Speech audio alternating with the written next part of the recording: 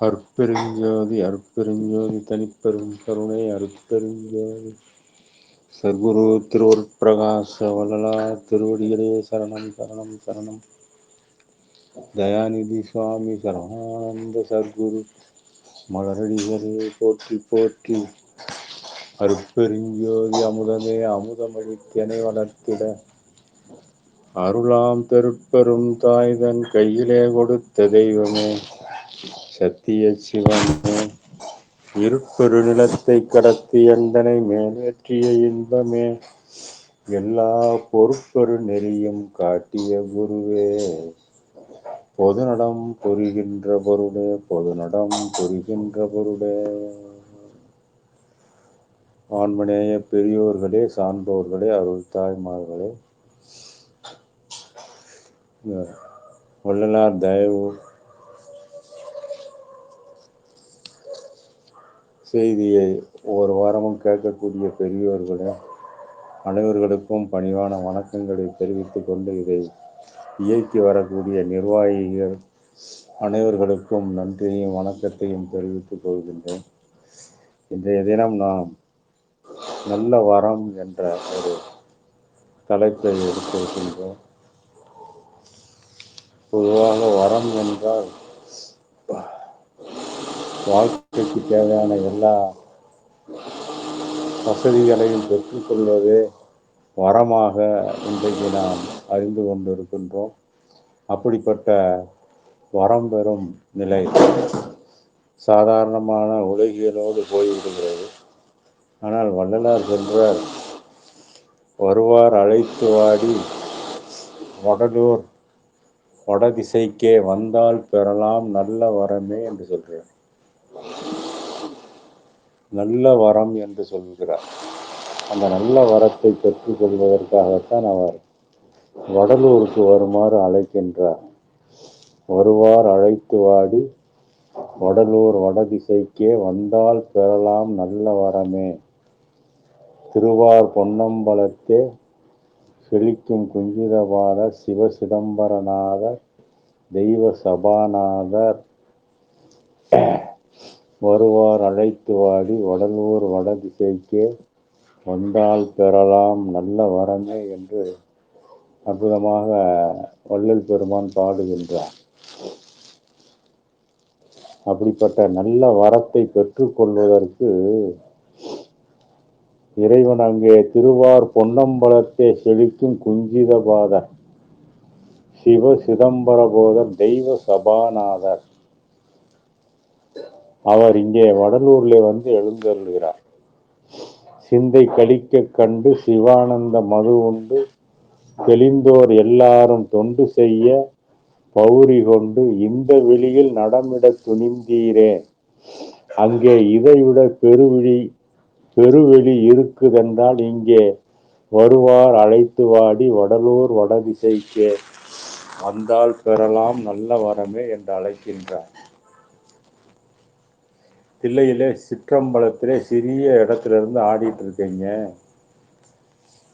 அங்கிருந்து நீங்க வெளிப்பட்டு வடலூர் பெருவெளிக்கு வந்து இடுக்கில்லாமல் நல்லா வெட்ட வெளியில சிறப்பான நடனம் புரியலாம் என்று வள்ளலார் இறைவனை அழைக்கின்றார். அதான் இடுக்கில்லாமல் இருக்க இடம் உண்டு நடஞ்செய்ய இங்கு அம்பலம் ஒன்று அங்கே 8 அம்பலம் உண்டு ஐயா ஒடுக்கில் இருப்பதென்ன உளவு கண்டு கொள்வீர் என்னால் உண்மை இது வஞ்சமல்ல உண்மையில் ஆணை என்று சொன்னால் வருவார் அழைத்து வாடி வடலூர் வடதிசைக்கே வந்தால் பெறலாம் நல்ல வரமே என்று சொல்றார். இடுக்குல இருந்துட்டு சிறிய சிற்றம்பலத்திலிருந்து தில்லையில நடனம் ஆடிக்கொண்டிருக்கிறீர்கள். அங்கிருந்து வெளிப்பட்டு இங்கே வடலூர் பெருவெளியிலே வந்து இங்கே 8 அம்பலம் இருக்கிறது. அதான் எண்கோணமாக வடலூர் திருச்சபை வந்து அந்த சத்திய ஞான சபை எண்கோண அமைப்பாக அமைக்கப்பட்டு இருக்கிறது. அதான் அந்த 8 அம்பலத்தில் வந்து ஆடுங்க அப்படின்னு சொல்லி சொல்றார். இதனுடைய உண்மை பொருள் என்னவென்றால் மனிதனுடைய அகத்தில் ஆன்மாவில் இறைநிலை எப்போதுமே இருந்து கொண்டு அவனை இயக்கிக் கொண்டேதான் இருக்கிறது. எந்த காலத்திலையும்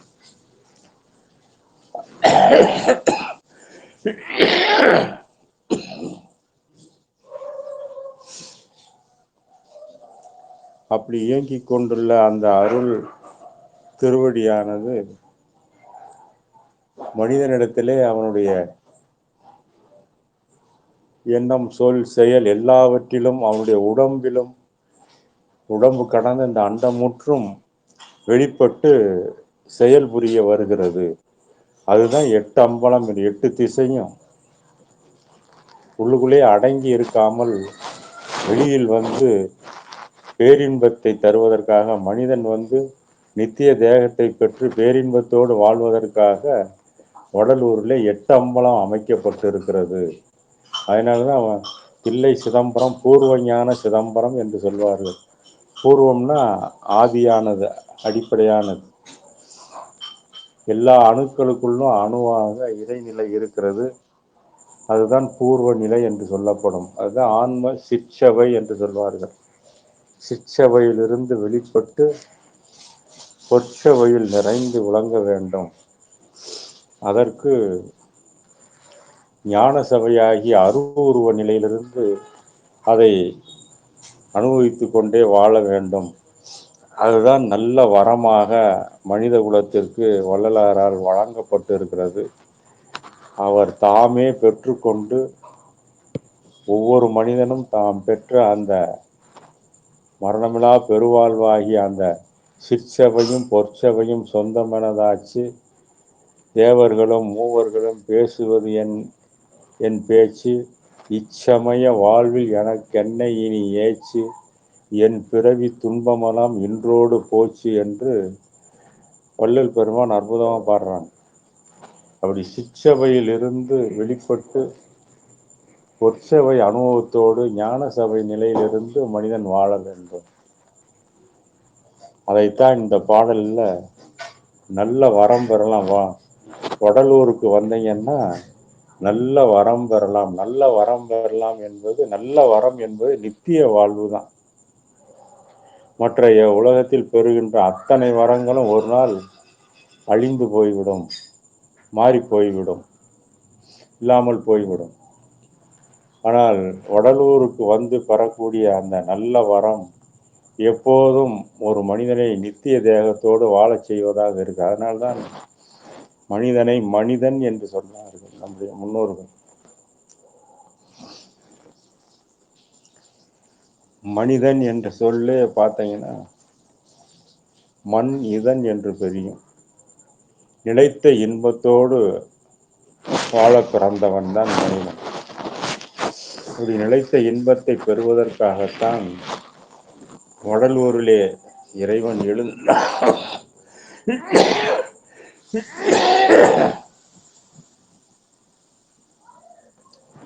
வடலூரிலே எழுந்தருளி எட்டம்பல நடனமாக அங்கே நடனம் செய்து கொண்டு இருக்கின்றான். நடனம் செய்யனா ஏதோ இறைவன் வந்து மனிதனை போல ஆடிக்கொண்டிருக்கிறான். இந்த செயல் அணுவில் இருந்த அந்த அருள் சக்தியே இப்பொழுது உடம்புயிர் உணர்வு அனைத்திலும் நிறைந்து அண்டமுற்று நிரம்பி விளங்கக்கூடிய அனுபவமாக வருகிறது. அப்படி அதைத்தான் வள்ளலார் பெற்றுக்கொண்டார். அதனால்தான் அவருடைய உடம்பு அழியாத சுத்த தேகமாகவும், அவருடைய அறிவு பிரணவ தேகமாகவும், அவருடைய ஆத்ம நிலை அருவ நிலை வந்து ஞான தேகமாகவும் அண்டமுற்று நிரம்பி இருக்கக்கூடிய நிலையை பெற்றார். அந்த நல்ல வரத்தை எல்லோரும் பெற்றுக்கொள்வதற்காகத்தான் வடலூருக்கு வள்ளலார் எல்லாரையுமே அழைக்கின்றார். வருவார் அழைத்து வாடி வடலூர் வட திசைக்கே என்று சொல்றார். வடலூர்ல இருக்க வட திசை என்று சொல்லப்படுகிறது. வடதிசை என்பது இந்த தேகத்தை குறிப்பதாக இருக்கிறது. தெற்கு திசை என்பது மனிதனுடைய சிறநடு தலத்தை குறிக்கின்றது.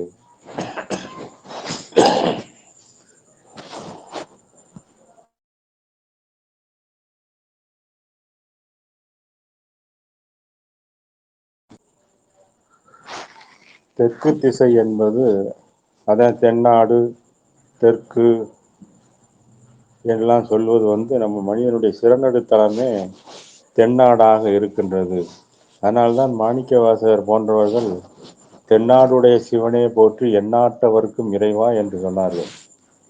தென்னாட்டுனா நம்ம இங்க ஏதோ தமிழ்நாட்டில் இருக்க தென்னாட்டில் இருக்க சிவன் வந்து எந்நாட்டவர்க்கும் இறைவன் அப்படின்னு யாராவது ஏற்றுக்கொள்வார்களான்னா ஏற்றுக்கிற மாட்டாங்க. ஆனால் அவர் சொன்ன உண்மை வந்து பொது உண்மை, இயற்கை உண்மை. தென்னாடு என்பது ஒவ்வொரு மனிதனுடைய சிறநடுத்தலத்திலும் அந்த உள்ளொளிதான், சிற்றம்பல திருவடிதான் இருந்து இயங்குகிறது. அதுதான் எந்நாட்டில் இருப்பவருடைய தெய்வமாகவும் இறைவனாகவும் விளங்குகிறது என்று சொல்கிறார். அப்படி பார்க்கும்பொழுது அது பொது உண்மையாகவும் ஏற்றுக்கொள்ளக்கூடியதாகவும் அமையும். இல்லாவிட்டால் சாதாரணமாக தென்னாடுடைய சிவனை எல்லோரும் ஏற்றுக்கொள்வார்களா என்றால் கிடையாது. அதனால ஒவ்வொரு மனிதனுடைய சிறநடுத்தலமாகிய உச்சி பகுதி, அங்கேதான் உச்சிக்கு கீழே உண்ணாவுக்கு மேலே விளங்கக்கூடிய அந்த உள்ளொளி ஆகிய அந்த சச்சிதானந்தமாகிய கடவுளான்ம ஒளி, அதுதான் எந்நாட்டில் இருப்பவருக்கும் மட்டுமல்லாமல் என் நாட்டம் உடையவர்களுக்கும், நாட்டம்னா விருப்பம், எந்த விருப்பத்தில் இருக்கவர்களுக்கும் அவர்களுக்குள் இருந்து விளங்குவது அந்த ஒன்றாகிய பதிதான், சச்சிதானந்தமாகிய சிவமாகிய அந்த பதிதான் எந்நாட்டவர்க்கும் இறைவனாக விளங்கி கொண்டிருக்கிறது என்ற ஒரு பொது அருள் அறிவியல் முறையில தான் மாணிக்கவாசகர் பாடியிருக்கிறார். மற்றபடி புற நாடுகளை வைத்து பாடவில்லை. அதான் தென்னாடுடைய சிவனே போற்றி எந்நாட்டவர்க்கும் இறைவா போற்றி என்று சொல்றார். அதனால்தான் திருப்பெருந்துறை தென்னன் பெருந்துறை என்று சொல்வார்கள். அவர் உண்டாக்கிய ஆவுடையார் கோயிலை பார்த்தீங்கன்னா திருப்பெருந்துறை என்று அதற்கு பெயர். அதை தென்னன் பெருந்துறை என்று சொல்வார்கள். தெற்கிலே இருக்கக்கூடிய பெருந்துறை, அதான் அந்த அருவ ஆன்ம நிலை விளங்கக்கூடிய இடம், மனிதனுடைய சிறநடுத்தலம், அதுதான் தென்னன் பெருந்துறை. அதான் தென்பாண்டி நாடு. எல்லாமே தென் தென் சொல்றாங்கன்னா அதுல அக உண்மை வைத்துதான் நம்முடைய முன்னோர்கள் சொன்னார்களே தவிர இந்த காலத்துல மாதிரி வெறும் புற வைத்து சொன்னது கிடையாது என்பதை எல்லோரும் தெரிந்து கொள்ள வேண்டும். அதனால அந்த தென்னாடாகிய அந்த நிலையில் இருந்து மனிதன் வாழ வர வேண்டும். அதற்காகத்தான் மனிதன் வந்து இந்திரிய கரண ஜீவ ஒழுக்கங்களை கடைபிடித்து ஜீவகாரணிய நிலையிலிருந்து அவன் சிற்சபை ஆகிய அந்த ஆத்ம அத்துவித நிலையை முதலில் பெற்றுக்கொள்ளுதல் வேண்டும். அந்த சிற்சபையாகிய அத்துவித நிலையில் இருந்து கொண்டு இந்த உலகத்தில் வந்து எட்டம்பலம் விளங்க அவன் வாழ வர வேண்டும். அதைத்தான் அங்கே வடலூர்ல இறைவன் செய்து கொண்டு இருக்கிறார். அது ஒரு மாதிரியாத்தான் அங்கே காட்ட, எல்லா திருக்கோயில்களுமே ஒரு மாதிரி தான். அந்த மாதிரியை வைத்து நாம் அனுபவத்தை பெற வேண்டும். புறத்திலேயே நாம் எத்தனை காலம் சிதம்பரத்துக்கும் வடலூருக்கும் அங்கே எங்கேயும் அழிந்தோம் என்றால் ஏதோ ஓரளவு இது கிடைக்கும், அவ்வளவுதான். ஆனால் அனுபவம் பெற வேண்டுமானால் நம்ம அக அனுபவத்திலிருந்து விளங்குதல் வேண்டும். இல்லாவிட்டால் எவ்வளவு காலம் ஒவ்வொரு திருத்தலத்துக்கு போயிட்டு வந்தாலும் அது புறத்தளவில் ஒடுங்கி போய்விடும், அவ்வளவுதான். ஆகையினாலதான் வள்ளல் பெருமான் அந்த சிற்சபை ஆகிய ஆன்ம நிலை நின்று அங்கிருந்து இறைவனோடு ஒன்றி இருந்து கொண்டு பொற்சபை அனுபவம் விளங்க ஞான சபையாகிய அருவுருவ அறிவு நிலையிலிருந்து வாழ பழகுதல் வேண்டும். அதனால்தான் வடலூர்ல பார்த்தீங்கன்னா சிற்சபை பொற்சபை நடுவுல ஞான சபை ஜோதி அருட்பெருஞ்சோதி எழுந்தருளி இருக்கும். ஞான சபையில வலது பக்கம் சிற்சபையும் இடது பக்கம் பொற்சபையும், நடுவுல சத்திய ஞான சபையில அருட்பெருஞ்சோதியாகிய இறைவன் எழுந்தருளி இருப்பார். ஆனால் சிற்சபையிலிருந்து தான் அந்த அனுபவத்தை எல்லோருமே பெற்றுக்கொள்ள வேண்டும். சிற்சபை தான் ஆதாரமாக இருக்கிறது, அடிப்படையாக இருக்கிறது. அதைத்தான் திருச்சிற்றம்பலம் என்று சொன்னார்கள். அதைத்தான் தில்லையில பூர்வஞான சிதம்பரமாக ஆக்கி வைத்தார்கள். தில்லை சிதம்பரத்தில் பார்த்தீங்கன்னா அந்த ஆன்ம கடவுள் நிலையே கோவிந்தராஜ பெருமாளாக காட்டி வைத்திருப்பார்கள். சில பேர் அதை நினைக்கிறாங்க சைவ வைஷ்ணவ ஒற்றுமை அப்படின்னு நினைக்கிறாங்க. அது வந்து சாதாரணம். ஆனால் அதில் இருக்கக்கூடிய மெய்ப்பொருளான மனிதன் பெறக்கூடிய அந்த ஆன்ம கடவுள் அனுபவத்தை தான் அங்கே வச்சிருக்காங்க. தத்துவார்த்த மூர்த்திகளாக உண்டாக்கி வச்சிருக்கிறாங்க. இந்த காலத்தில் தெரியாதவர்கள் அது சமய சமய சமரசம் அப்படி இப்படின்ட்டு ஏதோ இருக்கிறார்கள். அந்த தில்லை கோவிந்தராஜர் பார்த்தீங்கன்னா நடராஜரை பார்த்த மேனி தான் படுத்திருப்பார். அந்த ஐந்தொழில் நடனம் ஆத்மாவிலிருந்து ஐந்தொழில் நடனம் வெளிப்படுகிறது. ஆத்ம நிலைதான் விஷ்ணுவினுடைய நிலையாக இருக்கிறது. அதுதான் அந்த பாம்பனை மேல் படுத்திருக்கிற பள்ளி கொண்ட கோவிந்தராஜ பெருமாள் என்று சொல்வது.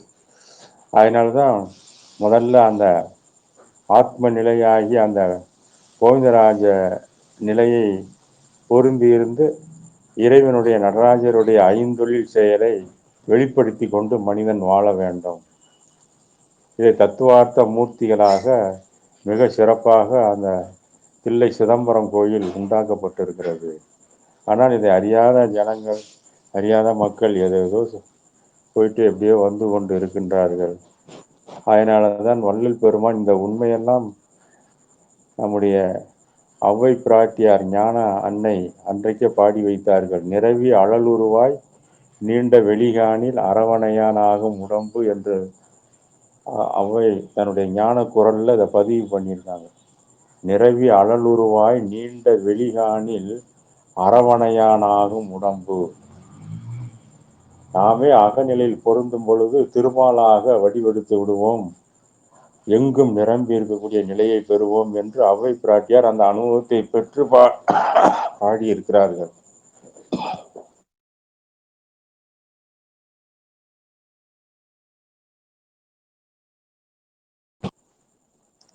ஆகையினால் இந்த உண்மையெல்லாம் பக்தர்கள் ஜனங்கள் யாருமே தெரிந்து கொள்வதில்லை. புறத்தரவில் ஏதோ விழா கொண்டாடி விட்டு போய்கொண்டு இருக்கிறார்கள்.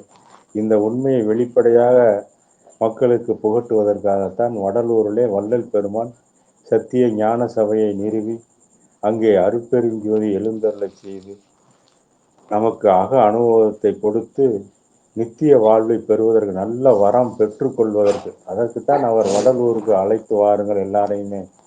வருவார் அழைத்து வாடி வடலூர் வட திசைக்கே என்று சொல்றார். இந்த உடம்பு வட திசையாக இருக்கிறது.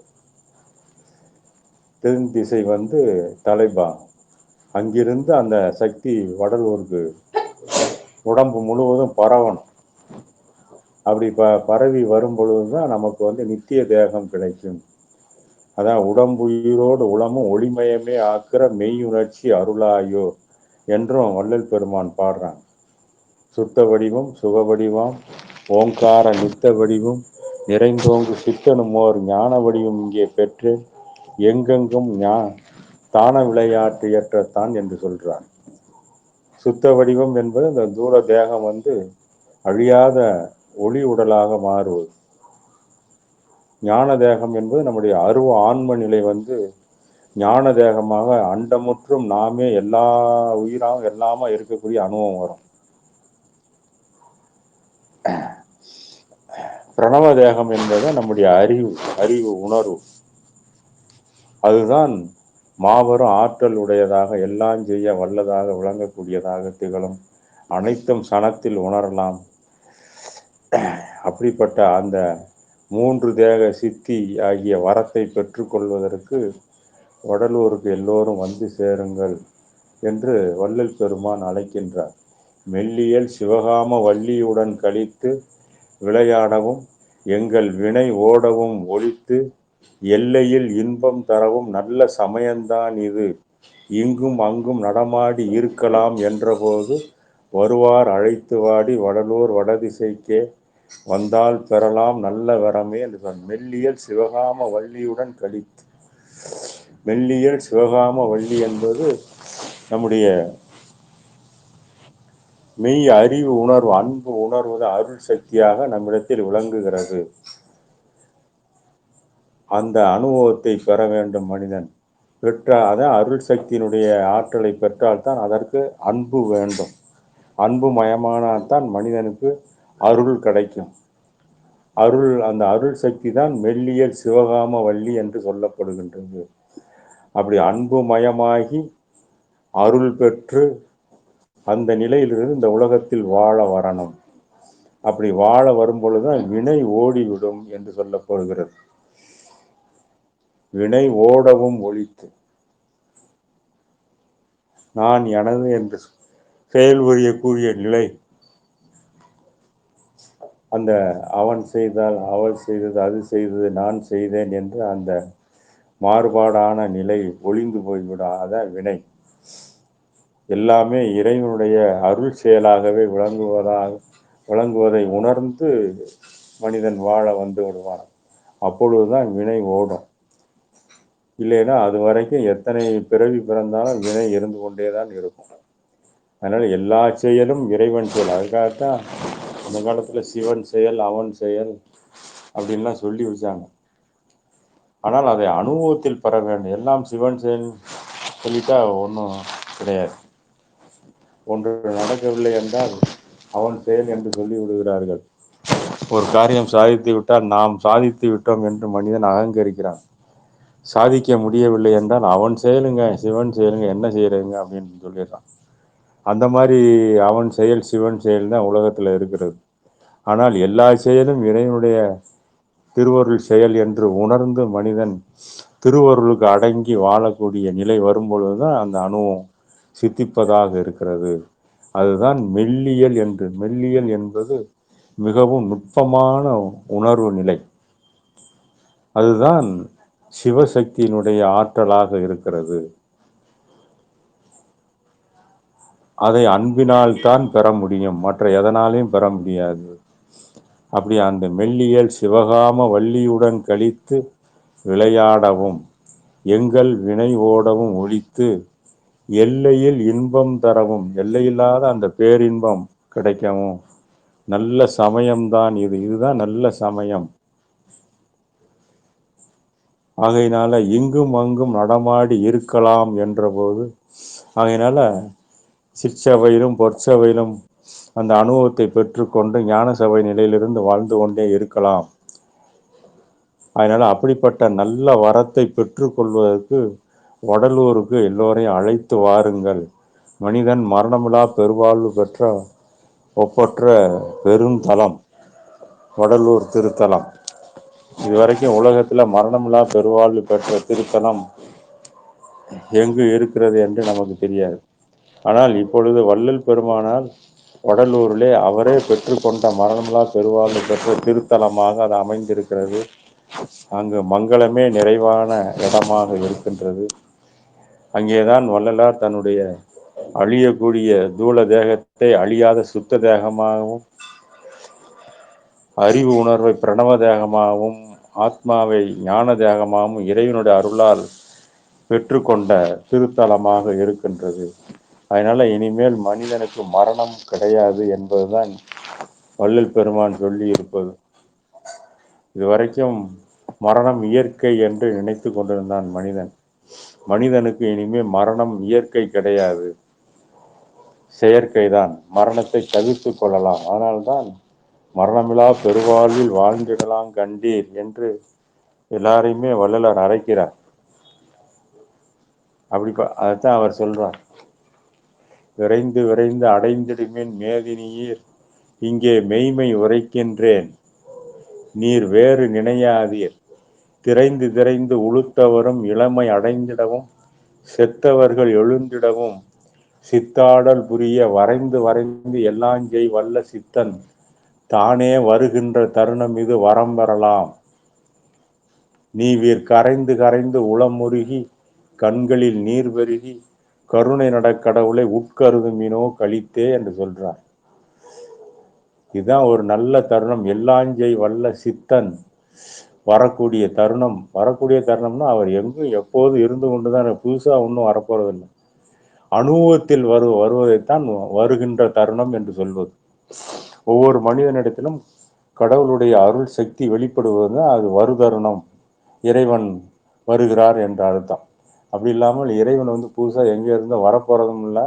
அவர் எங்கும் எப்போதும் பூரணமாகவே நிறைநிலையாகவே இருக்கிறார். அதனால இறைவன் ஒரு மனிதனிடத்தில் வெளிப்படுவதுதான் வருதருணம் என்று சொல்லப்படும். அதனால இறைவனுடைய அந்த நல்ல வரத்தை பெற்றுக்கொள்ளக்கூடிய தருணம் இதுவாக இருக்கிறது. அதனால நீங்கள் விரைந்து விரைந்து வந்து சேருங்கள் மேதினியர் என்று சொல்றார். நம்முடைய அம்பலத்திலே இருந்து கொண்டு இந்த உலகத்தில் உள்ள எல்லாரையும் அழைக்கின்றார் நம் அருட்பிரகாச வள்ளல் பெருமான். வீண் பொழுது போக்காமல் காலதாமதம் செய்யாமல் விரைவில் வந்து சேரும்படியாக உள்ளம் நிறை அன்போடு வரவேற்கின்றார். மெய் என்பது சத்தாக உள்ளது. அது மெய்மெய் என்னும் போது அது அந்த சத்தாக உள்ளதின் தன்மையாகிய சத்தியத்தை குறிக்கின்றது. சத்தான பரம்பொருளினுடைய நித்திய தன்மைதான் சத்தியம். அதுவே நமது உள்ளத்தின் தன்மையாக விளங்கும் போது அது உண்மை என்றும், அதுவே சொல்லுருவாகி வெளிப்படும் போது வாய்மை என்றும் மொழியப்படுகின்றது. அதான் அகத்தில் உண்மையை நினைத்து வாக்கினில் மொழியும் பொழுது வாய்மையை மொழிந்து செயலில் மெய்மையாக நடந்து கொள்ளும் பொழுது அதுவே சத்தியமாக இருக்கின்றது. நம் வள்ளல் பெருமான் மெய்மையை உண்மையில் கண்டு வாய்மையாய் நமக்கு கொடுத்து உள்ளார். கடவுளை செய்யுள் வடிவில் செய்து காட்டுதல் போல உரைத்தற்கரிய மெய்யை இந்த பாடல் வடிவிலே அருளியுள்ளார் நம் வள்ளல் பெருமான். இதனை அறிந்து கொள்ளாமல் வேறு விதமாக நினைத்து விடாதீர்கள் என்றும் கேட்டுக்கொள்கின்றார். தயவாகிய நீர் பெருகி பொழிந்திட கல் நெஞ்சமாகிய வன்மனம் நனைகின்றது, நெகிழ்கின்றது, கரைகின்றது. தயா உணர்ச்சி மிகுதியால் கண்ணீர் பெருகிறது. அப்பொழுது அந்த உணர்வோடு திருக்கருணை பெருநடனம் புரிகின்ற கடவுளை நினைந்து நினைந்து வியப்புறும் ஆனந்தத்தில் நிலவுவோம். அப்படி நிலவும் போது நம் பதி, நம்முடைய இறைவன் அந்த எல்லையில் தவறாது எழுந்தருளி நித்திய தேக வாழ்வு பெற்று இளங்கும் நல்ல வரம் தருகின்றார் என்று சொல்லப்படுகின்றது. அந்த நல்ல வரத்தால் பெற உள்ளது சுத்த சுகானந்த பிறவா இரவா திருவடி பேரின்ப வாழ்வாகும். அதுதான் திரைந்து திரைந்து உளுத்தவரும் இளமை அடைந்திடமும் வரம் தருகின்றார். வயசாகி போச்சு, உடம்பெல்லாம் சுருங்கி போச்சு அப்படின்னு நினைக்க தேவையில்லை. அதுதான் வள்ளலார் கட்டியம் கூறுகின்றார். இறைவனுடைய அருள் அடுத்த சனமே எல்லாம் கிடைக்கும்ன்றார். அதான் திரைந்து திரைந்து உளுத்தவரும் இளமை அடைந்திட வரம் தருகின்றார். செத்தவர்கள் எழுந்து என்றென்று விளங்கிட வரம் தருகின்றார் என்று சொல்கின்றார். இவற்றிலிருந்து கண்டுகொள்ளப்படும் திருவருளின் பேராற்றல் என்னென்ன செய்ய வல்லது என்று நன்று தெரிந்து கொள்கின்றோம். இதுவரை நாம் நமது உடம்பை அறியாமையான அலட்சியத்தாலும் விதிமுறையாலும் அசுத்த நிலையில் பெருக்கி கொண்டு பிழைத்து வருகின்றோம். இதுவரைக்கும் நம்ம உடம்ப அறியாமையாலும் அலட்சியத்தாலும் விதிமுறையாலும் அசுத்த நிலையில் பெருக்கி கொண்டு பிழைத்து வருகிறோம். வாழ்ந்து வரல. நரையும் திரையும் பிணியும் மூக்கும் வளர விட்டு நலிந்து கொண்டுள்ளோம்.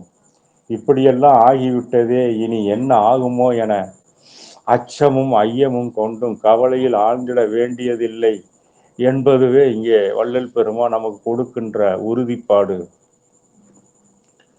உளமுருகி கண்ணீர் கசிந்து மல்கி கருணை வள்ளலை அருள் அம்பலத்திலே கண்டு அடைந்து நல்ல வரம் பெற்று வாழற்கான சந்தர்ப்பம் நமக்கு இப்பொழுது ஏற்பட்டுள்ளது.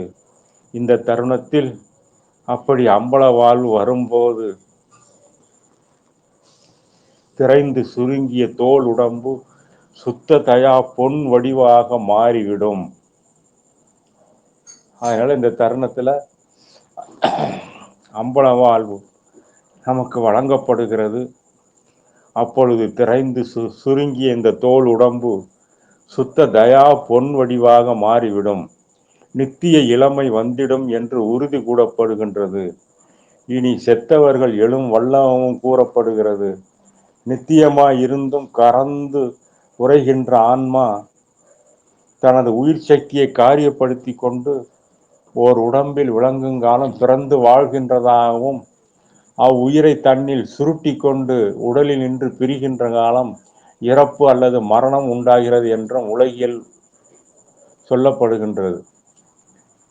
ஆன்மா அணுவும் கைவந்த மகான்கள் தமது ஆன்ம சக்தியை ஓரளவு பிரயோகித்து மற்றொரு ஆன்மாவின் சுருண்ட உயிர் சக்தியை விரித்து விளங்கச் செய்ய முடிகின்றது.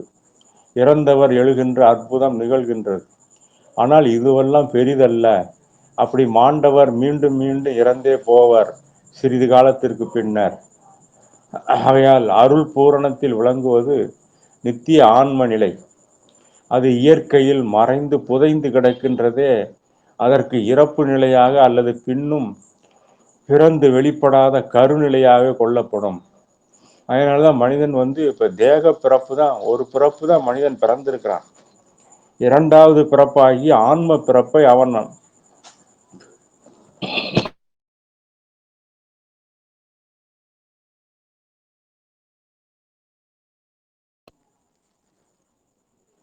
அவன் இரண்டாவது பிறப்பாகி ஆன்ம விழிப்பு நிலையை அடைதல் வேண்டும்.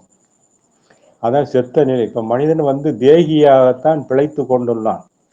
தேகியாக இருக்கின்றதையும் எல்லா சுக துக்கங்களும் உண்டு, அனித்திய பிழைப்பாகவே போய்விடும். ஆனால் மனிதன் இந்த அனித்திய பிழைப்பில் இருக்கும் பொழுதே தனக்குள் இருக்கும் நித்தியமாகிய ஆன்ம நிலையில் பொருந்துதல் வேண்டும்.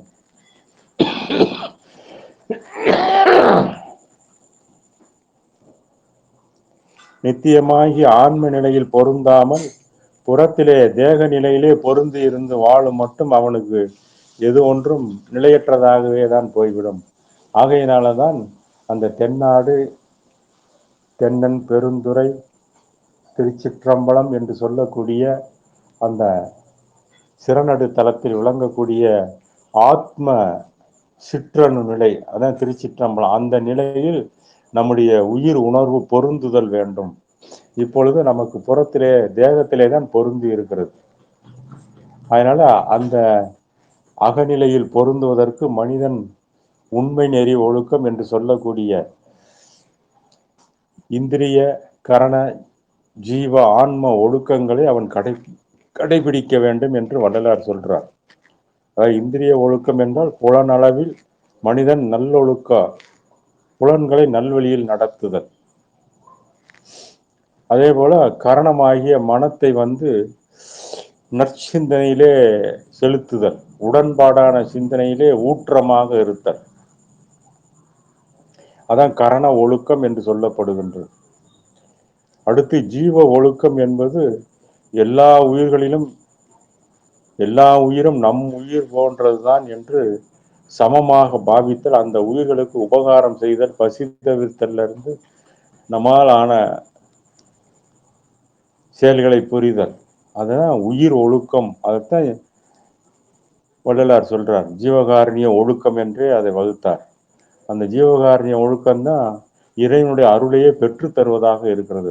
உயிர்களுக்கு உபகாரம் செய்யும் பொழுது அதுவே அருள் சக்தியாக மாறி அந்த மனிதனுக்கு கிடைப்பதாக இருக்கின்றது. ஆகையினால்தான் நீங்க தந்திரம் மந்திரம் எல்லாம் செய்ய வேணாம், ஜீவகாரணியத்தை கடைபிடித்து நல்லொழுக்க நிலையிலிருந்து வாழ பழகி கொள்ளுங்கள், உங்களுக்கு அருள் கிடைத்து விடும் என்று வள்ளல் பெருமான் அதற்காகத்தான் வடலூரிலே சத்திய தர்மசாலையை ஆரம்பித்தார்கள். அங்கே போனீங்கன்னா உணவு முதல்ல அவர் தர்மசாலை தான் ஆரம்பித்தார். உணவு கொடுத்து அப்புறம்தான் இறைவனை காட்டுகிறார்.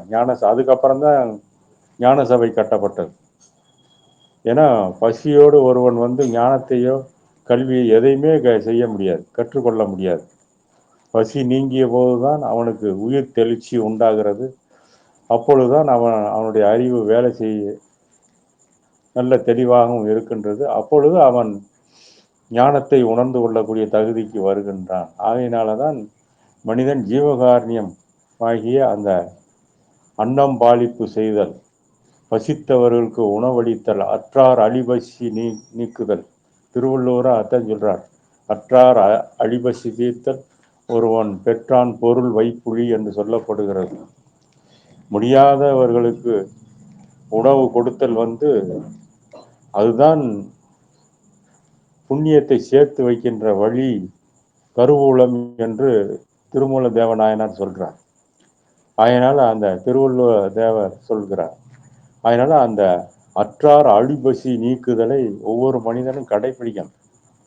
நம் சக்தியின் அளவு எவ்வளவு முடியுமோ அதை செய்து கொண்டே வர வேண்டும். தினசரி ஒரு உயிருக்காவது உணவு கொடுத்து கொண்டே இருக்க வேண்டும். ஆகையினால அப்படிப்பட்ட அந்த அருள் நிலையைத்தான், அப்படி அந்த அருள்நிலையை பெறும் பொழுதுதான் மனிதனுக்கு அந்த பேரின்ப சித்தி பெருவாழ்வு கிடைக்க ஆரம்பிக்கின்றது. அப்பொழுதுதான் அவன் ஆத்ம நிலையிலிருந்து வெளிப்படுகின்றான். தான் ஆன்ம சொரூபம் என்ற ஒரு புதிய உயிர்த்தெழுதலை அவன் அடைகின்றான். இப்பொழுதெல்லாம் செத்த நிலையில்தான் மனிதன் இந்த தேக பிழைப்புக்காகவே வாழ்வது வந்து செத்த நிலை பிழைப்பு என்றுதான் வள்ளலார் சொல்றார். அதனால அந்த உயிர்த்தெழுகின்றாகிய ஆன்ம உணர்வு அனுபவத்தை மனிதன் பெற வேண்டும். ஆகையினால அந்த நிலையிலிருந்து எழுகின்றது தான் இறந்தவர் எழுகின்ற அற்புதம் என்று சொல்லப்படுகிறது. மற்றபடி புறத்துல இறந்தவர்கள் எழுப்புவது, அவர்கள் கொஞ்ச காலம் கழிச்சு திரும்ப இறந்து போயிடும். அது வந்து சாதாரணம். அது ஒன்றும் பெரிய அதிசயமே இல்லை என்று வள்ளலார் சொல்றார். அதனால அருள் பூரணத்தில் விளங்குவது நித்திய ஆன்ம நிலை. அது இயற்கையில் மறைந்து புதைந்து கிடக்கின்றதே, அதற்கு இறப்பு நிலையாக அல்லது இன்னும் பிறந்து வெளிப்படாத கருநிலையாகவே சொல்லப்படுகிறது. நம்முடைய நிலை அப்படி, நம்முடைய நிலையெல்லாம் அப்படித்தான் இருக்கிறது. இந்த இறந்த நிலையில் நின்று அருட்பெரும் சக்தியோடு அக அனுபவத்தில் வெளிப்பட்டு மனிதன் அனக வாழ்வில் விளங்குவதே உண்மையான இறந்தார் எழும் நிலையாக இருக்கின்றது. இதுவே உண்மையான பிறப்புமாகும். இதைதான் திவி ஜென்மா என்று சொல்லப்படுகிறது. இரண்டாவது பிறப்பு பெற்றால் தான் இறைவனுடைய அருள் கிடைக்கும் என்று வேதங்கள் எல்லாம் சொல்கின்றன. இப்படி எழுகின்றவர்கள், பிறக்கின்றவர்கள் மறுபடியும் ஒரு காலம் இறக்க மாட்டார்கள். அந்த அக நிலை, செத்த நிலையிலிருந்து எழுந்தவர், ஆன்ம விழிப்படைந்தவர்கள், அப்புறம் அவர்களுக்கு இறப்பு வராது. இறப்பை தவிர்த்து கொள்வதற்கான முறையை அவர்கள் கற்றுக்கொள்வார்கள். இந்த உண்மையைத்தான் நம் வள்ளல் பெருமான் ஒரு பாடல்ல சொல்றார். என்னே உலகில் இறந்தார் எழுதல் மிக அன்னே அதிசயம் என்று ஆடுகின்றார். இன்னே திருவம்பலம் திருநோக்கம் பெற்றார்க்கு உரு அம்பலத்தை என்று உன் என்று சொல்றார். உலகத்துல என்னே உலகில் இறந்தார் எழுதல் மிக அன்னே அதிசயம் என்று ஆடுகின்றார். உலகத்துல இறந்தவங்க திரும்ப உயிரோட வந்துட்டாங்கன்னா பெரிய அதிசயம் என்று எல்லாரும் சந்தோஷப்படுகிறார்கள். அது ஒன்றும் பெரிய காரியம் இல்லை. திரு அம்பலனுடைய திருநோக்கம் ஆகிய அந்த அக விழிப்பு நிலை பெற்றவர்கள் ஆன்ம நிலையை பெற்றால்தான் உண்மையான அந்த உரு நிலையை பெறும் பொழுதுதான் நித்தியத்துவம் பெற முடியும் என்று சொல்றார். இன்னே திரு அம்பலம் திருநோக்கம் பெற்றார்க்கு உரு அம்பலத்தை என்று உன். அதனால உயிர் பெற்று எழுகின்றவர் தம் உருவம் திரு அம்பலத்திலே இருக்கின்றதாக அறிய வேண்டும். அப்படி ஆன்ம விழிப்பு அடைந்தவர்களுடைய உண்மை வடிவம் அங்கிருந்துதான் வெளிப்படுகிறது. புற தேகம் சாதாரணமாக நம்மை சேர்ந்து இருப்பதை அப்போதுதான் மனிதன் உணர்ந்து தேகப்பற்றற்ற நிலையில் வாழ கற்றுக்கொள்கிறான். அதனால் தேகப்பற்று இருக்க, தேகத்தின் மீது பற்று இருக்கின்றனையும் அந்த ஆன்ம நிலையை மனிதன் உணரவே முடியாது. கனவுல கூட உணர முடியாது. ஆன்ம அருவ நிலை அப்படிப்பட்ட மாபெரும் ஆற்றல் உடையது. அண்டாண்டங்களினுடைய சக்தியெல்லாம் நம்முடைய சிறநடுத்தலத்திலே ஒரு சிறு அணுவாக வைக்கப்பட்டு இருக்கிறது. அப்படிப்பட்ட அந்த பேர் அருள் சக்தியை பெற்றுக்கொள்வதற்கு மனிதன் அகநிலையில் பொருந்துவதற்காகத்தான் வள்ளல் பெருமான் இந்த நல்ல வரத்தை பெற்றுக்கொள்வதற்கு நம்மை அழைக்கின்றார்.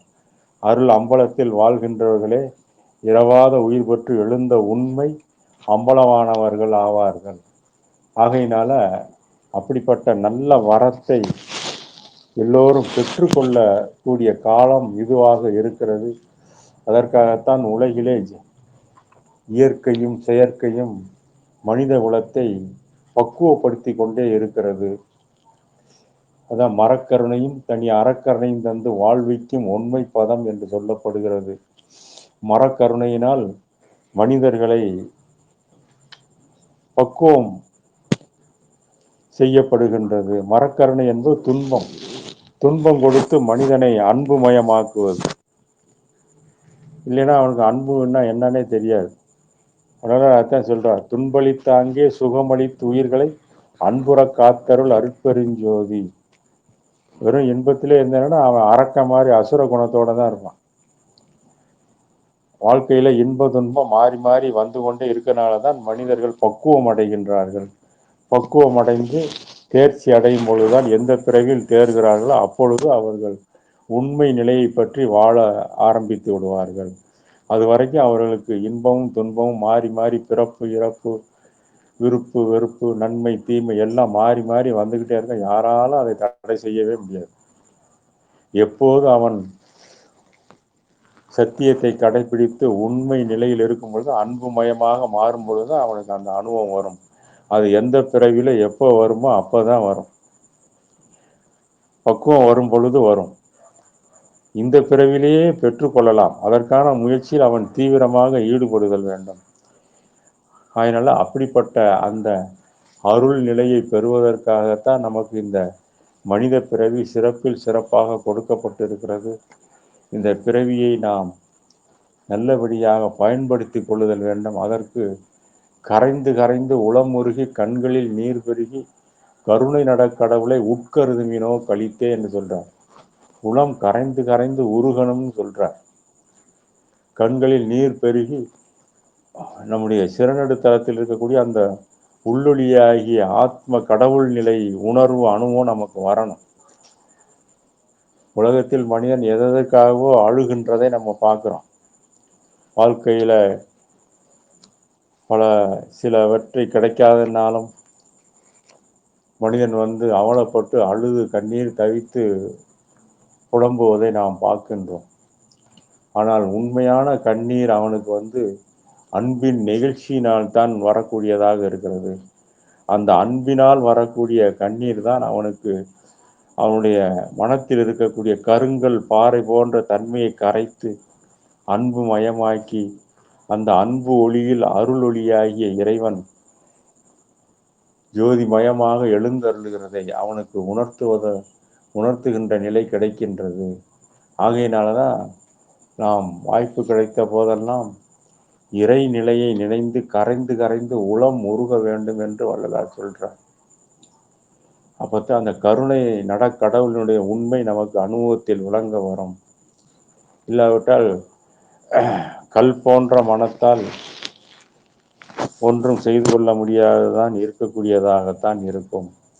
ஆகையினால அந்த கல் போன்ற மனத்தை கரைப்பதற்காகத்தான் நமக்கு பெரியோர்கள் தோத்திரத்தில் சிறந்த திருவாசகத்தை நமக்கு அருளி செய்திருக்கிறார்கள். திருவாசகத்தை நீங்கள் ஒரு கால் உளம் உருகி பொருள் உணர்ந்து ஓத ஆரம்பித்தீர்களானால் கருங்கல் மனமும் கரைய ஆரம்பித்து விடும். அதனால திருவாசகத்திற்கு உருகாதார் ஒரு வாசகத்திற்கும் உருகார் என்று சொல்லி வைத்தார்கள். ஆனால் அந்த பழமொழியை தான் நாம் சொல்கின்றோம். அந்த பழமொழியின் அனுபவத்தை யாராவது பெற்றிருக்கிறார்கள் என்றால் ஒருத்தரும் கிடையாது. திருவாசகத்தை ஓதி உருகுகின்றவர்களுக்கு அந்த உள்ளொளி நிலை கிடைத்துவிடும். பிராணாயாமம்லாம் செய்ய வேண்டியதில்லை, யோகமெல்லாம் செய்ய வேண்டியதில்லை. திருவாசகத்தை உளம் உருகி ஓதும் பொழுது இயற்கையான பிராணாயாமம் யோகமெல்லாம் இயல்பாக வந்துடும். அப்பொழுது அந்த உடல் உணர்வு நிலை ஆன்ம கடவுள் நிலையில் போய் பொருந்தி கொள்ளக்கூடிய நிலை கிடைப்பதாக இருக்கிறது. அதனால்தான் திருவாசகத்திற்கு அவ்வளவு மகிமை என்று சொல்வார்கள். அப்படி அந்த திருவாசக நிலையிலிருந்து நாம் வாழ பழகுதல் வேண்டும். அப்படி வாழும் பொழுதுதான் நமக்கு திருவருட்பாவினுடைய அனுபவம் கிடைக்க ஆரம்பிக்கின்றது. வள்ளல் பெருமான் அப்படிதான் திருவாசகத்துல மிகவும் லட்சியம் உடையவர். திருவாசகத்தை ஓதி ஓதி உருகி உருகி கரைந்து கரைந்து நிற்பாராம். திருவொற்றியூர் திருத்தலத்தில் திருவாசகத்தை ஓதி ஓதி கண்ணீர் மல்க வள்ளல் பெருமான் பிரார்த்தித்து கொண்டே இருப்பார். அந்த மாதிரி அந்த திருவாசகத்தை ஓதுவோர்களுக்கு அந்த உருக்கம் உண்டாகிவிடும், அன்பின் நெகிழ்ச்சி உண்டாக ஆரம்பித்து விடும். அதனுடைய தன்மை எல்லாமே திருவருட்பாவிலும் காணலாம். திருவருட்பாவும் திருவாசகம் ஒரே மாதிரியே இருக்கும். திருவாசகம் வந்து கொஞ்சம் அந்த காலத்துக்கு தகுந்த மாதிரி கொஞ்சம் கடின நடை போல இருக்கும். ஆனால் திருவருட்பா பார்த்தா ரொம்ப எளிய தமிழ் நடை, வெள்ளைப்பாட்டு என்று சொல்வார்கள். பெரும்பாலான பாடல்களுக்கு திருவருட்பாவுக்கு பொருளே சொல்ல தேவையில்லை. அப்படி அப்படி எளிய சொற்களால் வள்ளல் பெருமான் அற்புதமாக படைத்தது தான் திருவருட்பா. அப்படிப்பட்ட அந்த அருட்பாவை ஓதும் பொழுது திருவாசகத்தினுடைய தன்மையும் நமக்கு கிடைக்க ஆரம்பிக்கின்றது. அதனாலதான் அவர் சொன்னார், அப்பா நான் வேண்டுதல் கேட்டு அருள் புரிதல் வேண்டும், ஆறுயிர்க்கெல்லாம் நான் அன்பு செய்யல் வேண்டும், எப்பாரும் எப்பதமும் எங்கனுமே நான் சென்று எந்தை நினது அருட்புகழை ஏந்திடல் வேண்டும், செப்பாத மேனிலை மேல் சுத்த சிவமார்க்கம் திகழ்ந்தோங்க அருட்ஜோதி செலுத்தியிடல் வேண்டும், தப்பேது நான் செய்யினும் நீ பொறுத்தல் வேண்டும், தலைவனினை பிரியாத நிலைமையும் வேண்டுவனே என்று வள்ளல் பெருமான் இறைவனிடத்திலே வேண்டுகிறார். இது எளிமையான தமிழ் சொல்களை வைத்து அற்புதமாக பாடியிருக்கக்கூடிய பாடல். அப்பா நான் வேண்டுதல் கேட்டு அருள் புரிதல் வேண்டும், ஆறுயிர்க்கெல்லாம் நான் அன்பு செய்யல் வேண்டும் என்று சொல்றார். உலகத்தில் வெள்ளத்தினாலும் இதனாலும் பாதிக்கக்கூடிய ஜனங்களுக்கெல்லாம் அந்த ஆறுயிர்க்கெல்லாம் அன்பு செய்யல் வேண்டும் என்று வள்ளல் பெருமான் வேண்டுகிறார். அது மாதிரி ஆறு உயிர்களுக்கு துன்பம் துயரங்கள் படும் பொழுது அவைகளுக்கு உதவி செய்யும் பொழுதுதான் அந்த இறைவனுடைய அருள் கிடைப்பதாக இருக்கிறது. அதற்காகத்தான் மனிதர்களை பக்குவப்படுத்துவதற்காகத்தான் இப்படியெல்லாம் நிகழ்வுகள்லாம் நடந்து வருகின்றது. மனிதன் தன்னிடத்தில் இருக்கக்கூடிய அறியாமையாகிய கடின நெஞ்சம் ஒழிதல் வேண்டும், கொலை விளை தவிர்தல் வேண்டும், ஜீவ தயவுடையவர்களாக மனித குலம் வாழ வேண்டும் என்பதற்காகத்தான் இயற்கையாலும் செயற்கையாலும் பல நடந்து வருகின்றன. அதனால மனிதர்கள் அதை உணர்ந்து ஜீவகாருண்யத்தை கடைபிடிக்க வேண்டும். அப்படி கடைபிடிக்கும் பொழுது அவர்களுக்கு எல்லா நிலையிலும் அவர்களுக்கு பாதுகாப்பு கிடைப்பதாக அமைந்து விடுகிறது. அதனால அந்த நிலையை பெற்றுக்கொள்வதற்காகத்தான் மனிதன் நற்சிந்தனையை செய்து கொண்டிருக்க வேண்டும். உணவு பழக்கத்திலும் சத்துவ குணமுடைய ஆகாரங்களை அளவாக ஏற்று பழகுதல் வேண்டும். அப்படி உணவுக்கு தகுந்த மாதிரி தான் மனிதனிடத்திலே உணர்வும் உண்டாகிறது. அதனாலதான் சத்துவ குணமாகிய காய்கறி, கீரைகள், பழங்கள் இவற்றில் இருக்கக்கூடிய சத்துக்கள் தான் மனிதனுக்கு வந்து நல்ல உணர்ச்சியை உண்டாக்கும். அதனால் அவன் அன்பு மயமாக ஆவதற்கு வழித்துறை கிடைக்கின்றது. அப்படி இல்லாவிட்டால் தடிப்பேறிய முரட்டு சுபாவங்கள் இருக்கும். அந்த முரட்டு சுபாவ நிலைகளை மாறுவதற்காகத்தான் மனிதன் சத்துவ குணமுடைய ஆகாரங்களை அளவாக ஏற்று பழகி, நற்சிந்தனை என்பது அதுவும் சத்துவ குண சிந்தனை தான். எல்லோரும் இன்புற்று வாழ வேண்டும், என அடுத்தார் சுகம் வாய்ந்திடல் வேண்டும், எல்லா உயிர்களின் வாட்டமும் போக்கி அருள் புரிதல் வேண்டும் என்று வள்ளல் பெருமான் வேண்டுகிறார். அவரு தான் மட்டும் முத்தி சித்தி பெற்றா போதும் அப்படின்லாம் அவர் நினைக்கவே இல்லை. மண்ணுலகத்திலே உயிர்கள் தாம் வருந்தும் வருத்தத்தை ஒரு சிறிதனினும் கண்ணுற பார்த்தும் செவியுற கேட்டும் கணமும் நான் சகித்திட மாட்டேன், என்னுறும் எனக்கே இசைத்த போதெல்லாம் நின் அருள் வளத்தால் நன்னும் அவ்வருத்தம் தவிர்க்கும், நன் வரந்தான் நல்குதல் எனக்கு இச்சையாம் எந்தா என்று வேண்டுகிறார். இந்த உலகத்துல உயிர்கள் படக்கூடிய கஷ்டத்தை வந்து கண்ணால பார்த்தாலும் சரி, காதால கேட்டாலும் சரி, இறைவா என்னால் தாங்கிக் கொள்ள முடியாது, எனக்கு வரம்னு ஒன்று தருவீர்கள் என்றால் முதல்ல அந்த வரம்தான் இந்த உலகத்தில் உயிர்கள் படக்கூடிய துன்பங்களால் நீங்குமாறு விளங்கக்கூடிய அந்த நல்ல வரத்தை எனக்கு தர வேண்டும் என்றுதான் வள்ளல் பெருமான் வேண்டுகிறார். அப்படிப்பட்ட வள்ளல் பெருமான் பாடிய அந்த அருட்பாக்கள் தான் மிகவும் ஆற்றல் மிக்கது. அதை எல்லோரும் சிந்திக்கணும். சிந்தித்தோமானால் நமக்கும் அந்த நல் உணர்வு உண்டாகும். அந்த நல் உணர்வினால் நம்மை போன்றவரிடத்திலே அந்த எண்ண அலைகள் சென்று அவர்களிடத்திலும் புதுப்பித்து அது பெருகி கொண்டே வரும். அதான் மனிதன் நினைக்கின்றதெல்லாமே அண்டமுற்று நிரம்பிக் கொண்டேதான் இருக்கிறது. அதனாலதான் மனிதன் நல்லவற்றையே நினைத்து பழகுதல் வேண்டும். நல்லவற்றையே பேசி பழகுதல் வேண்டும். அது எல்லாம் அண்டமுற்றும் பரவிக்கிட்டே இருக்கும். அப்படி பரவி எல்லோருக்கும் நன்மை செய்வதாக அந்த சூழல் சுழற்சி உண்டாகும். அதற்காகத்தான் நாம் இறைவனை நினைத்து தோத்திரம் செய்வது, நல்ல சிந்தனை செய்வது, நல்ல செய்திகளை சிந்திப்பது எல்லாமே அதற்காகத்தானே தவிர மற்றபடி இறைவனுக்கு ஒன்றுமே ஆகப் போவதில்லை. அதனால அப்படிப்பட்ட அந்த இறைவனுடைய அருளை பெற்றுக்கொள்வதற்கு மனிதன் சதா அன்புமயமாகி இருந்து அருள் தொண்டு புரிந்து கொண்டே இருக்க வேண்டும். அதனால அதனாலதான் தொண்டர்தம் பெருமை சொல்லவும் படுமோ என்று நம்முடைய அவை பிராட்டியாரே சொல்றார். தொண்டருடைய பெருமையை இறைவனுக்கு மேலானது தொண்டனுடைய தன்மை. தொண்டர் தொண்டர்கள் துன்பப்பட இறைவன் ஒருபோதும் சம்மதிக்கவே மாட்டார். அதனால இந்த உயிர்குலம் பசியினாலும் துன்பத்தினாலும் மற்றும் வாழ்க்கை சூழலால் ஏற்பட்டிருக்கக்கூடிய அந்த நிலைகளெல்லாம் மாறுவதற்கு இறைவனுடைய அருள், வள்ளல் பெருமானுடைய குருவருள் சூழ்ந்து நலம் புரிய வேண்டும். எல்லோருக்கும் எல்லாமும் கிடைக்க வேண்டும். அதைத்தான் வள்ளலார் பிரார்த்தித்துக் கொள்கின்றார். அத்தான் நான் வேண்டுதல் கேட்டு அருள் புரிதல் வேண்டும். ஆரந்த நிலைகளையும் அறிந்தடைந்தல் வேண்டும். செத்தாரை மீட்டு இங்கே எழுப்பிடல் வேண்டும். திருச்சபைக்கு அடிமைகளாய் செய்வித்தல் வேண்டும். ஒத்தாரும் உயர்ந்தாரும் தாழ்ந்தாரும் எவரும் ஒருமையுளராகி உலகியல் நடத்தல் வேண்டும் என்று சொல்றார்.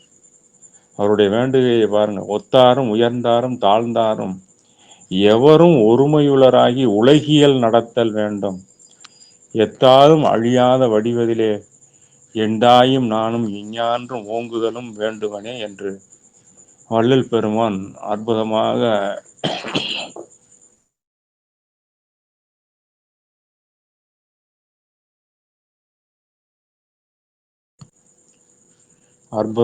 அவர் வள்ளல் பெருமான் வேண்டிக் கொள்கின்றார். ஆகையினால வேண்டுகை என்பது எல்லோருக்கும் நன்மை விளைவதாக இருக்க வேண்டும். அதனாலதான் பெரியோர்கள் வேண்டுகையை இறைவனிடத்திலே உன்னுடைய திருவுள்ளம் எப்படியோ அப்படியே ஆகட்டும் என்றுதான் உயர்ந்த ஞானிகள் பூரா அப்படித்தான். எனக்கு இது வேணும் அது வேணும்னு அவங்க ஒருபோதும் கேட்கறது இல்லை. எண்ணளவில் உன் திருவுளம் எப்படியோ அப்படியே செய்க எனக்கு அன்புடை ஐயாவே என்று வள்ளல் பெருமான் சொல்றார்.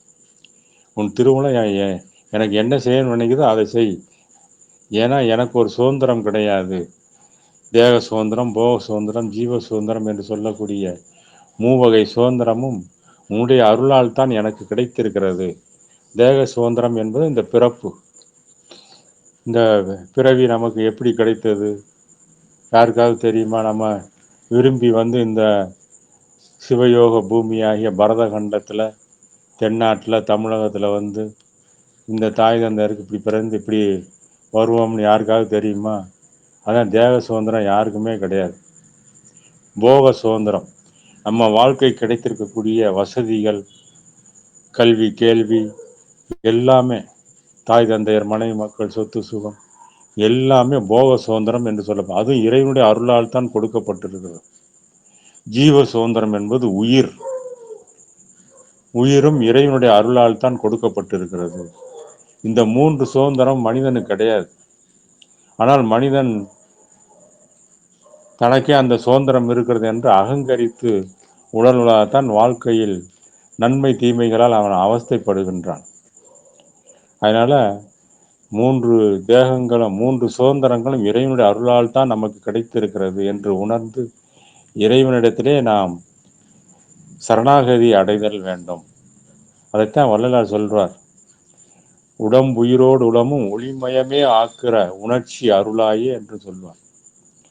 அவர் சொல்றார், பட முடியாது இனி துயரம் பட முடியாத அரசே, பட்டதெல்லாம் போதும் இந்த பயன் தீர்ந்து இப்பொழுதே என் உடல் உயிர் ஆதியெல்லாம் எடுத்துக்கொண்டு உன் உடல் உயிர் ஆதியெல்லாம் உவந்தனக்கே அளிப்பாய் வடலூர் சிற்றம்பலத்தே வாழ்வாய் என் கண்ணுண்மணியே என் குருமணியே மாணிக்கமணியே நடன சிகாமணியே ஞான நன்மணியே பொன்மணியே நடராஜ மணியே என்று அற்புதமா பாடுறார். என்னால இந்த துன்பம் தாங்கிக் கொள்ள முடியாது, பட முடியாது இனித்துயரம் பட முடியாத அரசே என்று சொல்றார். பட்டதெல்லாம் இதுவரைக்கும் பிறந்து பிறந்து இறந்து இறந்து இழைத்ததெல்லாம் போதும், எனக்கு எனது என்று சொல்லக்கூடிய இந்த உடல், உடம்பு, உயிர், அறிவு, ஆற்றல் எல்லாத்தையும் உனக்கே கொடுத்து விடுகிறேன். அதான் உடம்புயிரோடு உடம்பும் உனக்கே உவந்தளித்தல். ஆகையினால என் உடல் உயிர் ஆதியெல்லாம் உவந்தனக்கே, உடல் உயிர் ஆதியெல்லாம் உவந்தனக்கே கொடுக்கின்றேன், உன் உடல் உயிர் ஆதியெல்லாம் உவந்தனக்கே அளிப்பாய் என்று சொல்றார். அதனால அழியக்கூடிய இந்த உடம்பையும் அடங்கக்கூடிய உயிரையும் நிலையற்ற அறிவு நிலையும் உன்னிடத்திலே நான் சமர்ப்பித்து விடுகின்றேன். உன்னுடைய நித்தியமான தேகத்தையும் நித்தியமான சச்சிதானந்தமாகிய அறிவையும் நிலைத்த பேரின்ப வெளியையும் எனக்கு தருவாயாக என்று வள்ளலார் இறைவனிடத்தில் கேட்கிறார். அதனால்தான் பட முடியாத இனித்துயரம் பட முடியாத அரசே பட்டதெல்லாம் போதும் இந்த பயம் தீர்த்து இப்பொழுதே என் உடல் உயிர் ஆதியெல்லாம் எடுத்துக்கொண்டு உன் உடல் உயிர் ஆதியெல்லாம் உந்தனைக்கே அளிப்பாய். இயற்கையாகிய இறைவனுடைய உடல் உயிர் ஆதிகள் எப்போதுமே விளங்கி கொண்டு இருக்கிறது. இந்த உலகத்தில் இறைவனுடைய அருவ நிலை எப்போதும் எந்த காலத்திலும் அண்டபிண்டங்கள் தோன்றாத முதற்கொண்டு எப்போதுமே அருவ நிலை இருந்து கொண்டுதான் இருக்கிறது. அந்த அருவ நிலைதான் உயிர்களிலே அருவுருவமாக, அறிவாக, உணர்வாக ஒவ்வொரு உயிர்களிலும் வெளிப்படுகிறது. உருவ தோற்றமாகவும் வந்திருக்கிறது. இதுதான் 3 நிலைகள். இந்த 3 நிலையும் அவர் கொடுத்தது தான். ஆனால் நம்ம நினச்சிக்கிறோம். அந்த அறியாமை நீங்க அவரிடத்திலே உடல் உயிர் ஆதியெல்லாம் கொடுத்து விட்டு அவருடைய நித்திய உடம்பாகிய சுத்த தேகம், பிரணதேகம், ஞான தேகத்தை கொடுத்தருளுமாறு வேண்டிக் கொள்கிறார் வள்ளல் பெருமான். அப்பொழுது அவருக்கு அது கொடுக்கப்பட்டு விடுகிறது. அந்த நிலையை பெற்றுதான் வள்ளல் பெருமான் முத்தேக சித்தியோடு வாழ்ந்து கொண்டிருக்கின்றார். வள்ளலார் இன்றைக்கு வாழ்ந்து கொண்டிருக்கிறார். மனித குலம் தோன்றி விஞ்ஞானம் சொல்கிறது 250 கோடி ஆண்டுகளுக்கு மேல் ஆகிவிட்டது என்று விஞ்ஞானம் ஒருவாறு சொல்கிறது. ஆனால் நம்முடைய ஞானிகள் பல்லாயிரம் ஆண்டுகளுக்கு முன்னாடியே மனிதர்கள் தோன்றிவிட்டார்கள் என்று நம்முடைய அருள் விஞ்ஞானம் சொல்லுகிறது. எது எப்படி இருந்தாலும் அப்படி இந்த விஞ்ஞானம் சொல்வபடி 250 கோடி ஆண்டுகளில் ஒரு மனிதர் கூட நித்திய வாழ்க்கையை பெறவில்லை. ஆனால் முதலாக சிதம்பரம் ராமலிங்கம் எனும் திருவருட்பிரகாச வள்ளல் பெருமான் நித்திய வாழ்க்கையை பெற்று நித்திய உடம்போடு பேரின்ப சித்தியோடு ஐந்தொழில் செய்யக்கூடிய ஆற்றலை பெற்று அவர் வாழ்ந்து கொண்டிருப்பதை அவருடைய திருவருட்பா முழுவதும் அதைத்தான் பேசுகிறது. திருவருட்பாலும் 6ஆம் திருமுறை முழுவதும் வள்ளல் பெருமான் பெற்றிருக்கக்கூடிய அந்த மரணமில்லா பெருவாழ்வினுடைய செய்திகளைத்தான் இறைவனுக்கு நன்றி சொல்லும் முகமாக, போற்றி செய்யும் முகமாகவே தான் பெற்ற பெயர்களெல்லாம் சொல்லி சொல்லி பாடல் அமைத்திருக்கிறார்கள். அதனால் அப்படிப்பட்ட அந்த மரணமில்லா பெருவாழ்வை பெற்ற, நித்திய வரத்தை பெற்ற, நித்திய வரத்தை தரக்கூடிய வடலூர் திருத்தலத்திற்கு எல்லோரும் அந்த உண்மையை உணர வேணும். அந்த வடலூர் திருமண்ணில் கால் வைத்தாலே அவங்களுக்கு அவ்வளவு அருள் உணர்வு உண்டாகும். அந்த ஜோதி தரிசனம் செய்தால் அந்த மாறுபாடான உணர்வுகள்லாம் மங்கி மறைய தொடங்கிவிடும். மாமிசம் சாப்பிடக்கூடிய உணர்வுகள்லாம் அற்று போகக்கூடிய நிலை உண்டாகும் வடலூர் ஜோதி தரிசனம் செய்யும் பொழுது. அந்த மாதிரியெல்லாம் வள்ளலாரை அந்த காலத்தில் பார்த்தவர்கள் மாமிசம் சாப்பிட்றவங்க பார்த்தாங்கன்னா அடுத்த நிமிஷமே மாமிசம் சாப்பிட்ற உணர்வே இல்லாமல் போய் விடுவார்கள். அந்த மாதிரி அந்த நிலை வடலூரில் அந்த நிலை இன்றைக்கும் இருக்கின்றது. அதனால் அந்த மாதிரி ஜீவகாருண்யத்தை வளர்த்து கொள்ளும் பொழுதுதான் மனிதன் அருள் பெற முடியும். மற்ற தந்திர மந்திர முறைகளெல்லாம் அதற்கு கீழ்ப்பட்டது. அதனால்தான் இதுவரைக்கும் நம்முடைய முன்னோர்கள் எவ்வளவோ தந்திர மந்திர யந்திரங்கள் எல்லாம் பண்ணியும் அருள் பெற முடியாது போய்விட்டார்கள். உடம்பை விட்டுட்டு போயிட்டாங்க. ஆனால் வள்ளல் பெருமான் தான் முதலாக இறைவனுடைய அருளால் அழியாத சுத்த தேகம், பிரண தேகம், ஞான தேகம் என்ற நல்ல வரத்தை பெற்று வாழ்ந்து வருகின்றார். நம்மையும் வாழவே அழைக்கின்றார். ஆகையினால அப்படிப்பட்ட அந்த நல்ல வரத்தை பெற்றுக்கொள்வதற்கு வருவார் அழைத்து வாடி வடலூர் வடதிசைக்கே வந்தால் பெறலாம் நல்ல வரமே என்று சொல்கின்றார். வடலூருக்கு வந்தீங்கன்னா நீங்கள் நல்ல வரத்தை பெற்றுக்கொள்ளலாம். அந்த வரம் தான் என்றைக்கும் நித்திய நிலைத்த பேரின்ப சித்தி பெருவாழ்வுதான் நல்ல வரம். மற்ற அனித்திய சுகபோகங்கள்லாம் அது நித்திய வரம் கிடையாது. ஆகையினால வடலூருக்கு வந்து நித்திய வரத்தை பெற்றுக்கொள்ள வேண்டும். வள்ளல் பெருமானுடைய ஜீவகாருண்யத்தை எல்லோரும் கடைபிடிக்க வேண்டும். ஆருயிர் பணி செய்து வாழ்தல் வேண்டும். அதுதான் இந்த மனித பிறவியினுடைய பிறந்த பிறப்பு பயனாக நமக்கு அமைகின்றது. அதை பெற்று எல்லோரும் பேரின்பமுற்று வாழ்தல் வேண்டும் என்று சொல்லி இந்த அளவிலே இதை நிறைவு செய்கின்றேன். நன்றி, தயவு, வணக்கம் ஐயா.